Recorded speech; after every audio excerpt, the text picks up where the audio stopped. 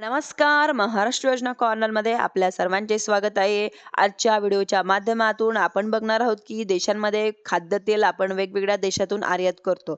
या सगळ्या घडत असलेल्या घडामोडीचा खाद्यतेलाच्या बाजारावरती कसा परिणाम होऊ शकतो, शेतकऱ्यांवर कसा परिणाम होऊ शकतो, खाद्यतेलाच्या किमतीवरती जाणार असतील तर कारण असं खाद्यतेल आपण आयात करतो. काही रुपयांच्या अवलंब झालं तर तरी जिथे जरी $100 किंमत म्हणजेच की हायतोपरी आहे तशीच राहिली तरी आपल्या अगोदर 100 एका डॉलरला आपण पाहिलं तर 90 देता होतो.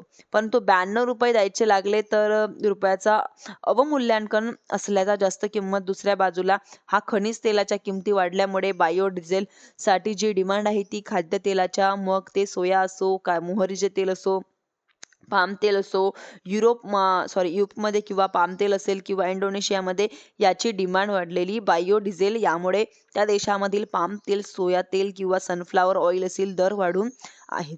सनफ्लावर ऑइल जे काही आहे ते सूर्यफूल तेल आहे. आपण रशिया युक्रेन मधून पाहिलं तर तिथे अगोदर युद्ध सुरू आहे. त्यानंतर आता आकाश देशामध्ये सुद्धा युद्ध आहे. त्यामुळे आता मागच्या 2 महिन्यांमध्ये सातत्याने सूर्यफूल तेलाची आयात ही कमी होत आहे चाललेली आहे. त्यांच्याऐवजी आपण जर पाहिलं तर पाम तेल जास्त आयात करू लागलेलं आहोत. त्यांच्यामुळे आता देशांमध्ये हा खाद्यतेलाचा सर्वच खाद्यतेलाच्या किमतींवरती किमती वाढणार आहेत. ग्राहकांना नक्कीच याचा फटका या ठिकाणी बसणार आहेत. धन्यवाद.